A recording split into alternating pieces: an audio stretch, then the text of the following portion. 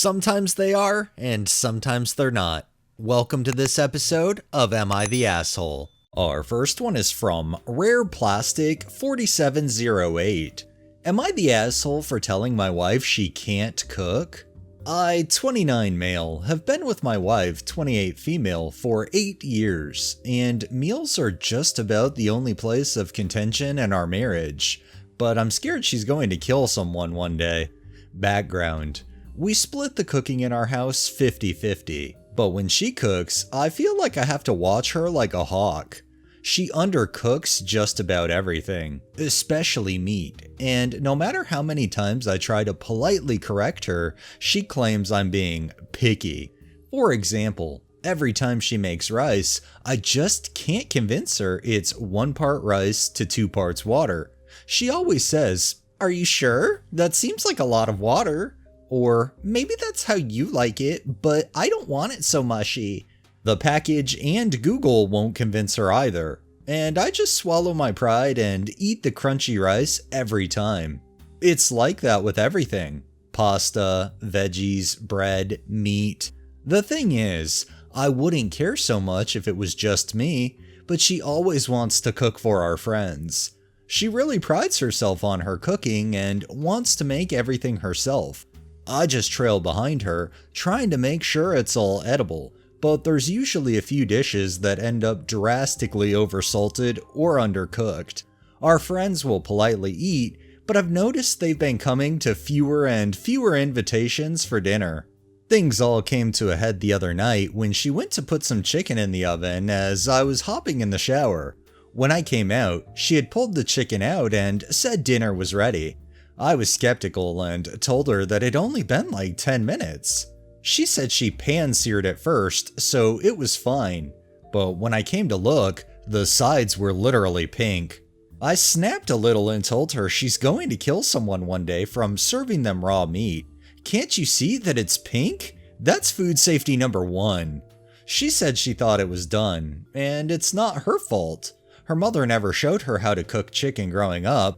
I then told her, "Well, you're almost 30, that's no excuse for not knowing how to cook at all." Needless to say, she was pretty upset with me, and I probably could have been nicer. But I've been nice about it for 8 years and nothing has changed. Am I the asshole? You're definitely not the asshole for wanting to ensure that any food you consume or other people consume is safe to actually consume. And I can't really blame the OP in this situation because I'm really fickle with my meat. When I was younger, I could eat a bloody red steak. Nowadays, I need everything well done because I need to make sure everything's properly cooked. This next one is by Tampon Saver. Am I the asshole for telling my brother-in-law to stop picking on my kids or he's not coming on vacation? I have 3 kids: Rob, 16 male, Lisa, 14 female, Anne, 9 female. Lisa is autistic, and her special interest is Taylor Swift. Rob and Anne go along with it and indulge her.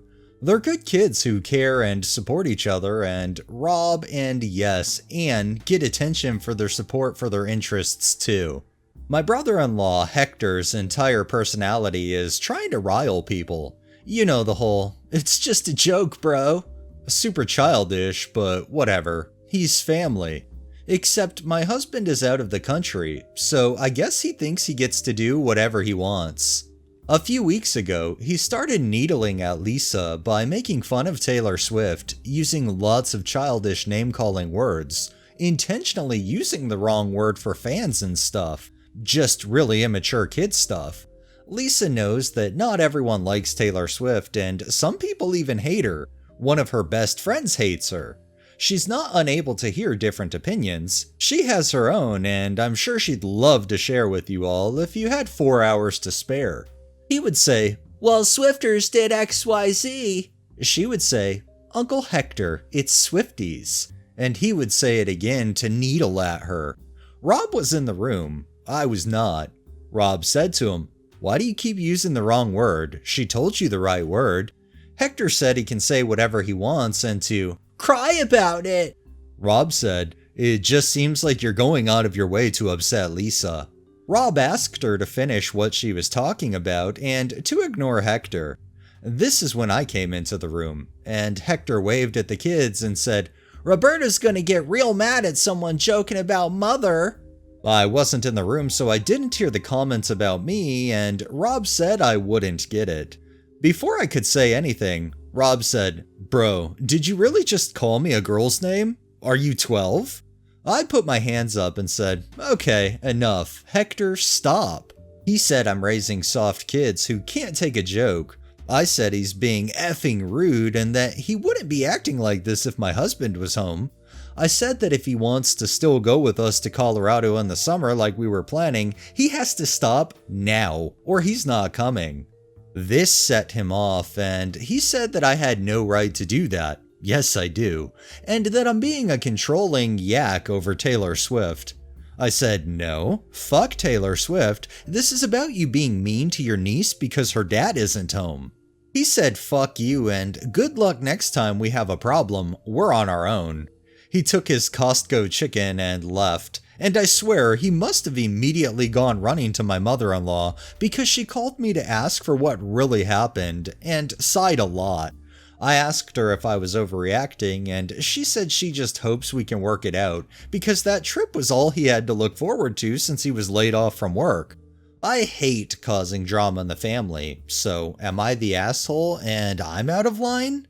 Thanks for all the feedback. I have a path forward. It also needs to be said that some of you are just inventing an entirely new story involving Hector losing his job because he has a bad personality. This is entirely fictional. This didn't happen. His job laid off almost everyone because they're struggling with money and likely won't recover. Any parent that actually stands up for their kids is not an asshole in any way, shape, or form. I feel like your kids should come before anybody. They're your fucking kids.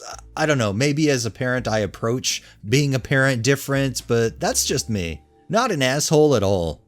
And our final one is by Ali Barner 8388. Would I be the asshole if I refused to give up a water fountain the previous homeowners abandoned 4 years ago? In September 2021, we purchased a home that was built in 2019, and we moved in immediately. The previous owners left a few things at the home, including a water fountain. Within the first month, the previous owner asked if they could collect the fountain. We said it was fine, but they never came. It's now March, April of 2025, 4 years later, and has been sitting in our front yard. Over the last 2 years, I've been organizing, prepping, and designing my front garden where it will be incorporated into my design. I am an avid gardener and decided to redo the garden, but haven't planted anything yet. It has taken me a while to actually get started for multiple reasons. The first year we were settling in. Second year I had to learn about the seasons. I'm from Florida and we don't have seasons. Research native plants, best planting times, amongst other things. The most important reason was because the house was built poorly, and we had to repair an entire wall that was in the main section of the garden. There was no point for me to plant when we were still doing construction work.